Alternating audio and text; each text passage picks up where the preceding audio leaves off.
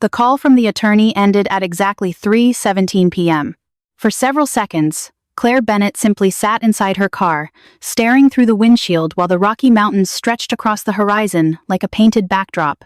The leather folder resting on the passenger seat felt heavier than it should have. $7 million. The number still didn't feel real. Neither did the sprawling Aspen estate that now legally belonged to her. For the first time in years, she allowed herself to imagine a different future. A future without overdue bills. Without watching every grocery receipt. Without listening to Daniel complain about money every night before bed. She laughed softly through tears as she drove home. Not because of the money. Because she wished Eleanor could have seen this moment. Her grandmother had spent her final days telling Claire that better seasons were coming. Claire hadn't believed her. Now she wished she had. As she pulled onto their street, she immediately noticed something strange. A moving truck? Parked in front of her house. Her smile faded. Maybe a neighbor was moving. That had to be it. Yet as she drove closer, an uneasy feeling settled into her stomach. The truck wasn't parked near a neighbor's driveway. It was parked directly in front of her home. Claire slowed, then stopped. Her hands tightened around the steering wheel.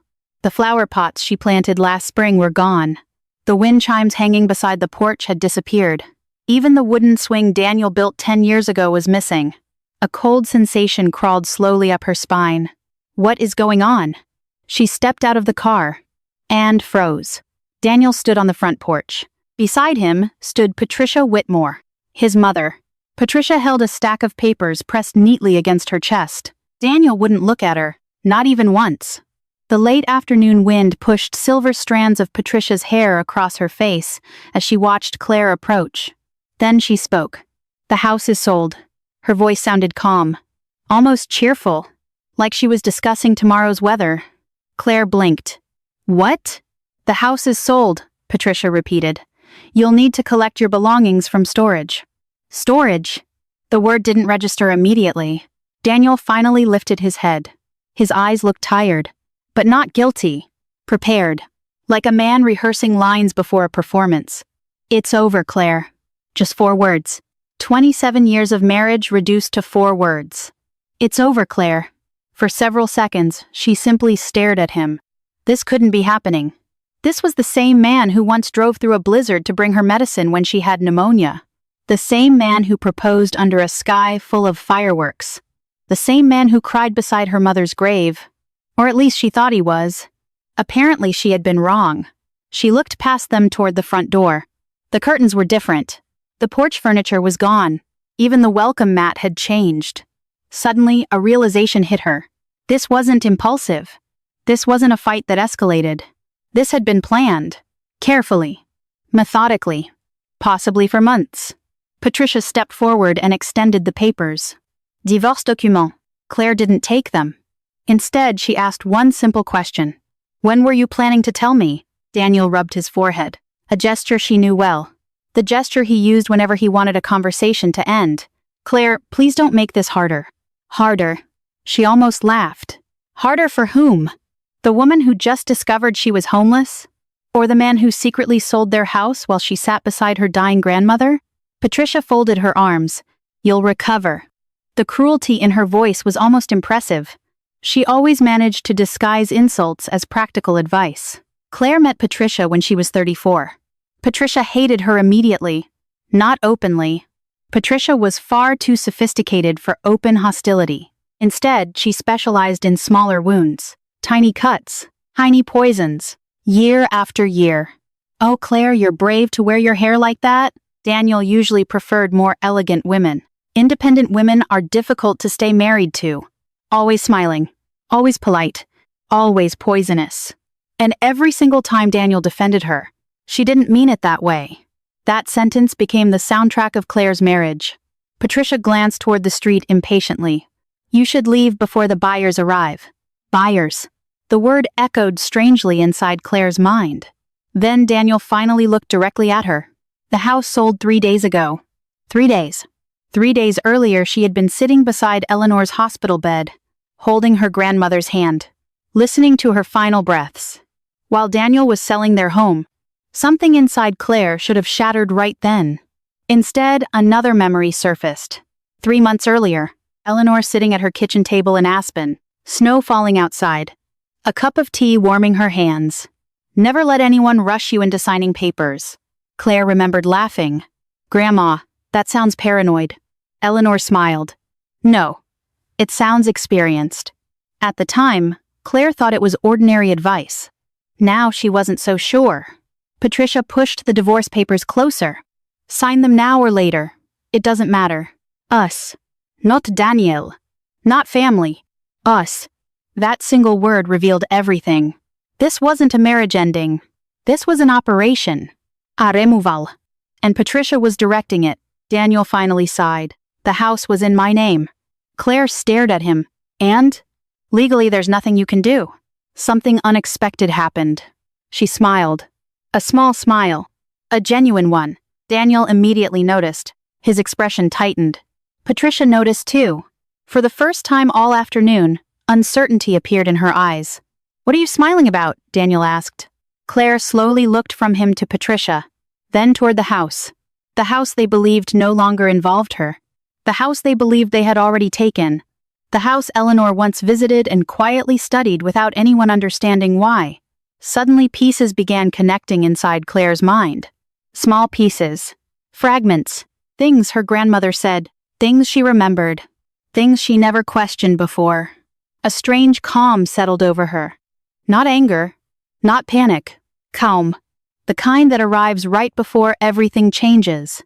She looked directly at Daniel, then at Patricia, and spoke softly.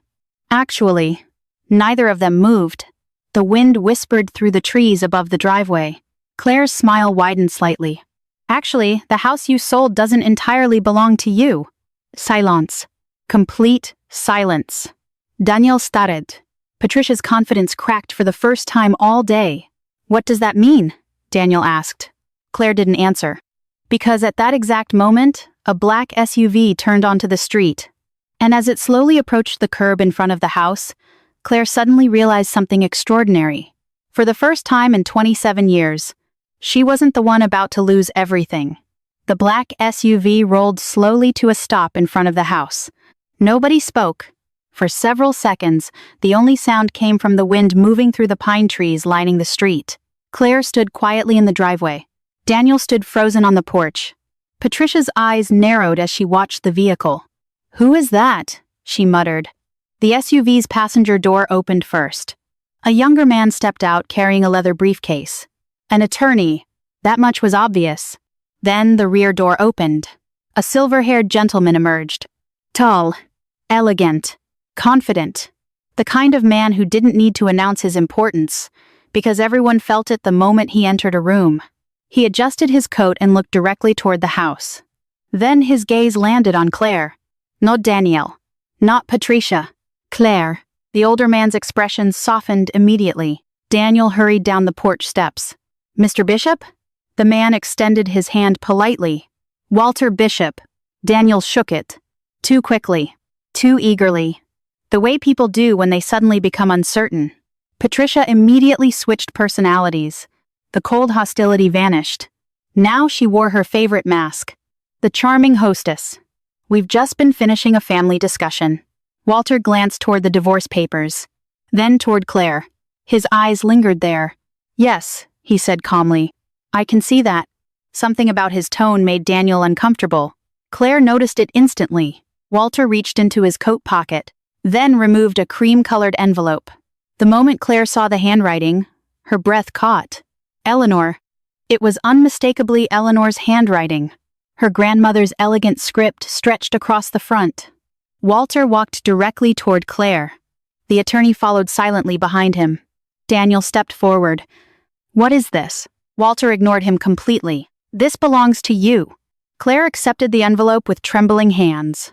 For a moment she couldn't speak.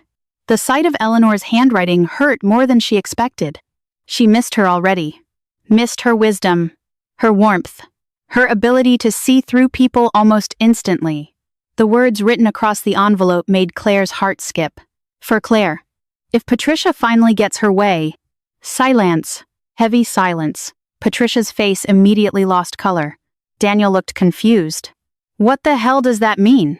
Walter finally turned toward him. Your grandmother anticipated certain possibilities. Patricia laughed nervously. Oh, please. But nobody joined her laughter. Not even Daniel. Walter nodded toward the envelope. You should read it. Claire carefully opened it. Inside was a handwritten letter. The paper smelled faintly of lavender. Eleanor's favorite scent. The familiar smell nearly brought tears to her eyes. She unfolded the page and began reading. My dearest Claire, if you are reading this letter while Patricia Whitmore is nearby, then unfortunately my concerns were justified. Claire stopped. Patricia shifted uncomfortably. Walter remained silent. Claire continued. You have always believed people are fundamentally good. It is one of the things I love most about you. Unfortunately, it is also one of the things that worried me most. Claire swallowed. The words felt like Eleanor was standing beside her, still protecting her, still guiding her. Daniel folded his arms. What exactly is this supposed to prove?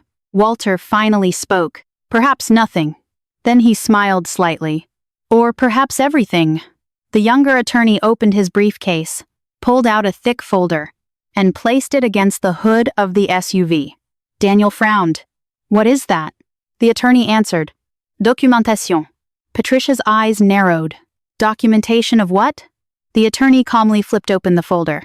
Trust records. The word hit Daniel immediately. Claire saw it happen. His expression changed. Not dramatically. Just enough. A flicker of fear. What trust? Patricia demanded. Walter looked toward Claire. Then toward Daniel.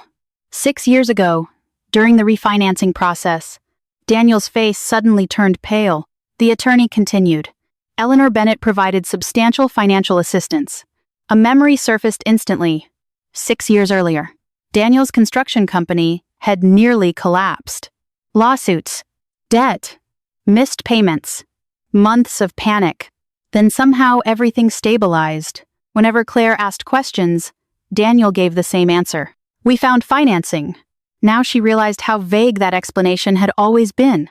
Walter folded his hands behind his back. Your grandmother didn't simply provide financial assistance. The attorney opened another document. She secured legal protections. Patricia scoffed. This is ridiculous. The attorney looked directly at her. No, Mau. Then he pointed toward the house. This property became partially attached to a protected trust. Nobody moved. Nobody breathed. Daniel stuttered. What percentage? The attorney closed the folder slowly. Enough. Patricia immediately exploded. What does that even mean? It means, the attorney said calmly, that any sale involving this property may require additional disclosures and approvals. Daniel's face went completely white. Patricia looked at him, then back at the attorney, then back at Daniel. What did you sign? Daniel rubbed his forehead. There were hundreds of pages. You signed documents without reading them? You told me we needed to move quickly. The words escaped before he could stop them. Patricia froze. Claire noticed. Walter noticed. Even the attorney noticed. Interesting. For the first time, cracks were appearing. Not between Claire and Daniel, between Daniel and Patricia. Walter calmly removed his gloves. Your grandmother was very thorough. Claire looked back down at the letter. The next paragraph made her chest tighten. Daniel is not an evil man, but weak men often become dangerous when stronger people think for them. Claire slowly lifted her eyes, directly toward Patricia. Patricia's jaw tightened. Give me that letter. No. The answer came from Walter. Firm. Immediate. Patricia stared at him in disbelief. Apparently she wasn't accustomed to hearing that word. Walter continued. Mrs. Bennett left very specific instructions. The attorney handed another document to Daniel. As Daniel scanned the page, his expression grew worse. Much worse. What is this? An ownership agreement. Claire's heart pounded. She knew absolutely nothing about any of this. Yet somehow Eleanor had. Years ago. Long before anyone else. Long before Patricia launched whatever plan this was. Long before Daniel decided to betray his wife. The realization sent chills through her. Her grandmother hadn't simply left money. She had left protection. Protection that had been quietly waiting for this exact day. Daniel looked at Claire. For the first time all afternoon, genuine fear appeared in his eyes. Claire. But she didn't answer. She was too busy reading the final paragraph of Eleanor's letter. Trust your instincts. Trust your strength. And most importantly, do not let people who underestimated you decide your future. Love always, Grandma Eleanor. A tear rolled down Claire's cheek. She folded the letter carefully, then looked up. The sun was beginning to disappear behind the mountains. Long shadows stretched across the lawn. Everything felt different now. The balance of power had shifted. Patricia could feel it. Daniel could feel it. Everyone could. Walter glanced toward the attorney, then back toward Claire. There is something else. Patricia's eyes widened. What now? Walter reached into his coat and removed a second envelope. This one was thicker, much thicker. Claire stared at it. Across the front, Eleanor had written only 6 words. For Claire. When the truth finally surfaces, Daniel's face drained of color. Patricia stopped breathing, and Claire suddenly realized the first letter had only been the beginning. Nobody spoke for several seconds. The second envelope sat between them like a live grenade. The late evening sun cast long shadows across the driveway, while the temperature continued dropping. Claire stared at Eleanor's handwriting. For Claire. When the truth finally surfaces, a strange feeling settled inside her. Not fear, not even anxiety. Something closer to certainty. The certainty that her grandmother had seen far more than anyone realized. Walter nodded gently. You should open it somewhere private. Patricia immediately stepped forward. This is absurd. Walter ignored her. Daniel looked exhausted. What else could possibly be in there? The attorney closed his folder. Considering everything we've already discovered, I wouldn't make assumptions. That answer did nothing to calm anyone, especially Daniel. For the first time all afternoon, Claire noticed genuine panic beginning to appear beneath his carefully controlled exterior. He wasn't worried about losing her. Not yet. He was worried about what Eleanor knew. And more importantly, what Eleanor had documented. Walter checked his watch. There's a hotel lounge about 10 minutes from here. Patricia crossed her arms. We're not going anywhere. Walter calmly looked at Claire. Not Patricia. Not Daniel. Claire. The choice belonged to her. For perhaps the first time in decades, nobody rushed her. Nobody pressured her. Nobody spoke for her. What would you like to do? Walter asked. The question felt strange, almost unfamiliar. Claire thought about it. Then she answered, I want to know the truth. Walter smiled. Good. Patricia muttered something under her breath. Daniel looked toward his mother, then toward Claire, then back toward his mother again. The movement didn't go unnoticed. It never did. For 27 years, Claire had watched him do exactly that. Every difficult decision, every disagreement, every conflict. Daniel always checked Patricia first, as if seeking permission, as if he still needed approval. Suddenly, Eleanor's words echoed inside Claire's mind. Weak men become dangerous when stronger people think for them. The sentence landed differently now, because it wasn't describing a monster. It was describing Daniel. And somehow that realization hurt even more. An hour later, they were seated around a private table inside an upscale hotel lounge. A stone fireplace crackled nearby. Soft piano music drifted through the room. The atmosphere felt almost peaceful, which made the tension at their table even sharper. Walter sat across from Claire, his attorney beside him. Daniel sat to Claire's left. Patricia immediately claimed the chair beside Daniel. Of course she did. Walter folded his hands. Open it. Claire nodded. Her fingers carefully broke the seal. Inside she found another handwritten letter, but something else slid onto the table. Documents. Several of them. Bank statements. Transfer records. Property reports. Emails. Daniel immediately noticed. His face changed. Patricia noticed too. What are those? Walter answered. Evidence. Nobody liked that word. Especially Patricia. Claire unfolded the letter. The first line instantly stole her breath. Claire? If you are reading this letter, then Patricia finally overplayed her hand. Patricia's jaw tightened. Claire continued reading silently. You have spent most of your life believing patience solves everything. Patience is a virtue, but patience without boundaries becomes permission. Claire swallowed. The words hit harder than she expected. Because deep down she knew Eleanor was right. For years she had tolerated things she never should have tolerated, not because she was weak, Because she believed love required sacrifice. The letter continued. You will soon learn things that hurt. Some of them involve Daniel. Some involve Patricia. Some involve both. Remember this. The truth cannot break what was already broken. Claire slowly lowered the letter. Her chest felt tight. Walter nodded toward the documents. Look at those. The attorney pushed one forward. Claire examined it. Then froze. A bank statement, dated 7 years earlier. Her eyes moved down the page. Then widened. The account number looked familiar. Very familiar. A cold wave moved through her body. No. Daniel Starrett. Patricia Starrett. Claire looked again. Her mother's inheritance account. The account established after her mother's death. The account she rarely touched. The account she trusted Daniel to help manage during the financial crisis. Her hands began shaking. What is this? The attorney answered quietly. A transfer history. Claire flipped the page. Then another. Then another. The room suddenly felt smaller. 7 years ago. 6 years ago. 5 years ago. Large withdrawals. Repeated transfers. Money moving out. Money disappearing. Money she never approved. Money she never even knew was gone. Claire slowly looked at Daniel. His face was already pale. Daniel. His eyes closed. Just briefly. That was answer enough. The room fell silent. Walter didn't interrupt. Neither did the attorney. They knew she needed to arrive there herself. How much? Claire whispered. Daniel stared at the table. Claire. How much? The second time her voice was stronger. Finally he answered. Almost all of it. Silence. Complete silence. The fireplace crackled softly nearby. Someone laughed across the restaurant. Normal life continuing while hers unraveled. Claire stared at him. Her mother's inheritance. Gone.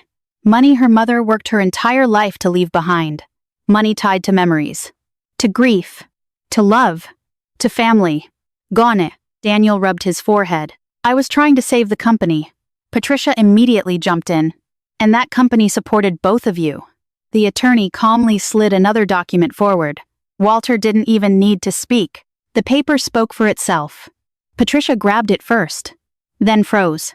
For the first time all evening, Patricia looked frightened. Actually frightened. Daniel noticed. So that's where it went. Patricia's eyes snapped toward him. What? Daniel grabbed the document, his face drained of color. Transfer records. Investment accounts. Patricia's accounts. Multiple deposits. Multiple withdrawals. Large amounts. Very large amounts. Suddenly Daniel looked at his mother differently. Not like a son. Like a man discovering a stranger. You told me those investments were protected. Patricia immediately became defensive. They were supposed to be. The room went quiet again. Daniel laughed once. A short, bitter sound. Supposed to be. The same phrase he had used to justify everything. The same phrase Patricia apparently used with him. Walter finally spoke. Mrs. Whitmore encouraged several high-risk investments during the period your business reported financial hardship. Patricia slammed her hand onto the table. I was trying to help. No, Daniel said quietly. You were gambling. Patricia stared at him. The shock on her face was genuine. She wasn't used to being challenged. Especially not by Daniel. Not by the son she had controlled for decades. The son who always defended her. The son who always obeyed. But something was changing. Rapidly. Dangerously. Because Daniel was finally seeing the same thing Claire had begun seeing years ago. Patricia only protected people while they remained useful. The moment consequences appeared, she protected herself. And suddenly Daniel understood he might be next. Claire looked back down at Eleanor's letter. One final paragraph caught her attention. When the truth arrives, watch carefully. The people who created the damage will immediately start blaming each other. That is how you know the truth has finally won. Claire slowly lifted her eyes. Across the table, Daniel was staring at Patricia. Patricia was staring at Daniel. And for the first time in nearly 30 years, the alliance that destroyed her marriage was beginning to crack. The silence after Daniel's accusation seemed to stretch forever. The fire crackled softly behind them. A waiter passed nearby carrying drinks. Nobody at the table moved. Nobody looked away. For years, Patricia Whitmore had controlled every room she entered. Every conversation. Every decision. Every argument. But now, for the first time in her life, she looked cornered, and she hated it. "You don't know what you're talking about," she snapped. Daniel laughed again. That bitter laugh was becoming more frequent. "No?" Patricia leaned forward. "I saved this family." "No," Daniel replied quietly. "You controlled this family." The words hit harder than shouting ever could. Patricia froze. Claire watched the exchange in silence. 27 years. 27 years of seeing Daniel defend his mother. And now, in less than one evening, the foundation beneath that relationship was collapsing. Walter calmly sipped his coffee. His attorney organized several documents into neat stacks. Neither interrupted. Neither needed to. The truth was doing all the work. Daniel grabbed another page from the pile. His eyes moved across the numbers. Then he looked up. "You transferred over $400,000. Patricia immediately responded. "To protect our future." "Our future?" Daniel's voice rose. "My company was drowning. I was trying to save it. You hid it from me." Patricia slammed her hand on the table. "I hid it because you would have panicked." The entire lounge seemed quieter now. Several guests were pretending not to listen.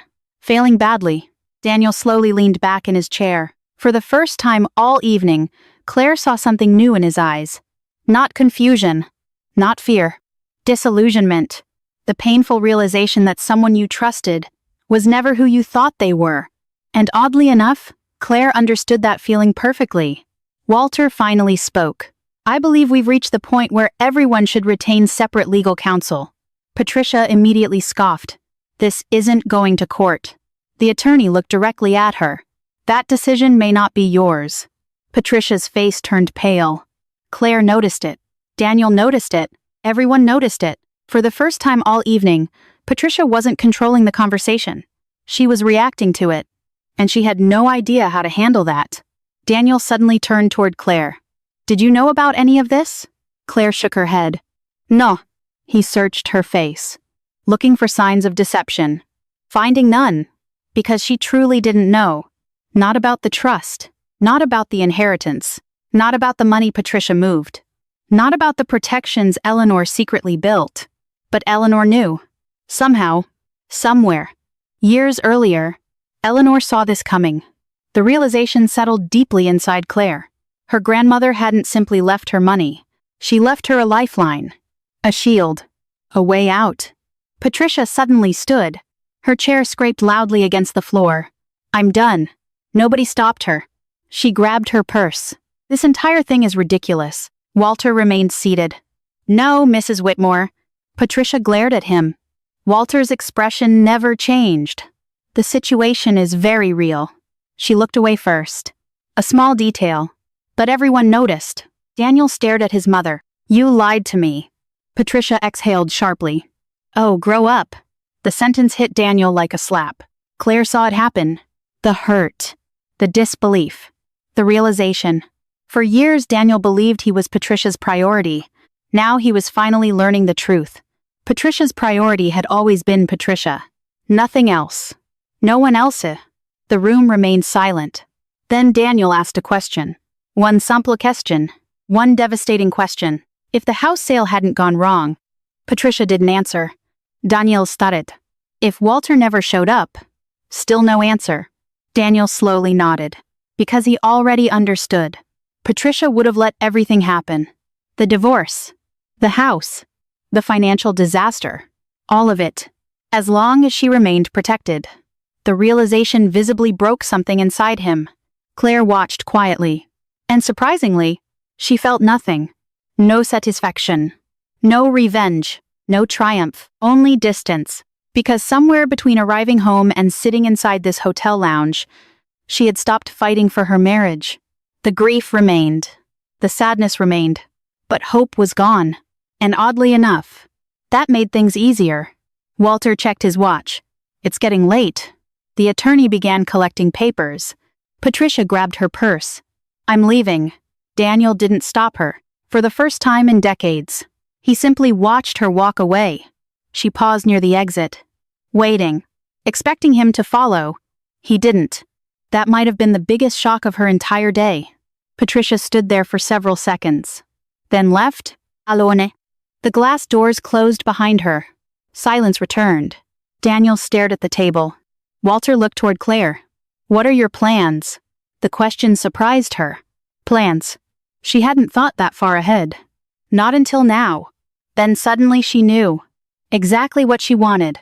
"I'm going to Aspen." Daniel lifted his head. "What?" "I'm going to Aspen." The words felt right. Natural. Certain. Walter smiled slightly. "I think your grandmother would approve." Daniel looked devastated. "You're leaving?" Claire nodded. "Yes." "Tonight?" "Yes." His shoulders sagged. For a moment he looked older. Much older. Like a man carrying decades of regret. "Claire." His voice cracked. She waited. But nothing meaningful followed. Because there was nothing left to say. No explanation could fix this. No apology could undo it. No promise could rebuild what had been broken for years. Finally, Daniel whispered, "I'm sorry." And for the first time all evening, Claire believed him. He meant it. Every word, every ounce of guilt, every ounce of regret. But strangely, it no longer mattered, because apologies cannot resurrect trust. They can only acknowledge its death. Claire stood, picked up Eleanor's letters, picked up her purse, then looked at Daniel one final time. He looked lost. Completely lost. The man she married. The man she loved. The man who spent years choosing comfort over courage. And ultimately lost everything because of it. "Goodbye, Daniel." His eyes filled with tears. "Please don't leave like this." Claire almost smiled. Not cruelly. Sadly, "You already left first." The words landed between them like a final verdict. Daniel lowered his head, unable to argue. Because deep down, he knew she was right. Walter stood. "I'll have my driver take you to Aspen." Claire nodded. Together they walked toward the exit. The cold Colorado air hit her face the moment the doors opened. Fresh. Sharp. Clean. For the first time in years, breathing felt easy. As they approached the waiting car, Claire glanced back through the hotel window. Daniel still sat alone at the table. Motionless. Staring into space. Looking like a man finally seeing the consequences of his own choices. And suddenly Claire understood something important. The divorce wasn't the tragedy. The tragedy was that their marriage had ended years ago. They simply hadn't admitted it until now. She climbed into the car. The door closed. The engine started. And as Aspen waited somewhere beyond the mountains, Claire had no idea that Eleanor's greatest secret was still waiting for her there. Claire arrived in Aspen a little after 2 in the morning. The winding road leading to Eleanor's estate disappeared beneath a blanket of fresh snow. Moonlight reflected across the mountains, turning everything silver and quiet. For the first time all day, there were no arguments. No lawyers. No Patricia. No Daniel. Only silence. The kind of silence that heals instead of hurts. As the gates slowly opened, Claire felt something she hadn't experienced in years. Relief. The caretaker, Benjamin Carter, met her at the front entrance. A gentleman in his 70s who had worked for Eleanor for nearly 20 years. When he saw Claire step from the car, his eyes softened immediately. "I'm sorry about your grandmother." Those 5 words nearly broke her. Because throughout the entire nightmare of the past 24 hours, almost nobody had talked about Eleanor herself. Only the money, the house, the trust, the divorce, the lawsuits. But Eleanor wasn't paperwork. She was family. The woman who taught Claire how to bake peach cobbler. The woman who mailed birthday cards every single year without fail. The woman who drove through a snowstorm after Claire's mother died because she refused to let her grieve alone. Now she was gone. And somehow she was still protecting her. Benjamin carried her overnight bag upstairs while Claire wandered through the estate.